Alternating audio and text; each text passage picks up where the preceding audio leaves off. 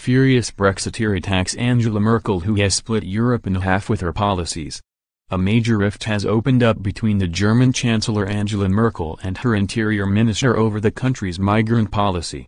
Horst Seehofer of the Christian Social Union, CSU, has threatened to leave the government unless the country adopts a stronger stance on immigration, threatening Mrs Merkel's coalition. Speaking on Sky News The Pledge, Carole Malone has claimed the German Chancellor has fractured Europe with her policies. She said, "The mood is changing in Europe, and it is changing because of Mrs Merkel's immigration policy to let 1 million+ immigrants in. It's caused chaos. It has changed cultures overnight in some countries. There are 11 populist parties across the EU, and all of them have more than 20% support. You guys would have heard of the historian, Neil Ferguson. He said this week Italy's populists are the future, Merkel is the past. What Mrs Merkel has done with this open-door policy, she has fractured Europe. It is ironic, she has actually split Europe.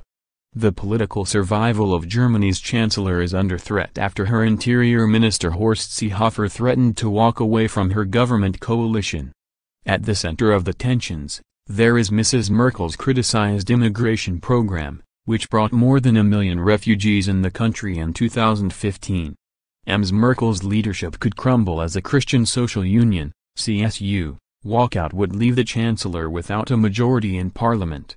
It may also break apart a long-lasting alliance between Germany's two Christian sister parties, the Christian Democratic Union, CDU, led by Mrs Merkel, and its Bavarian counterpart, Mr Seehofer's CSU.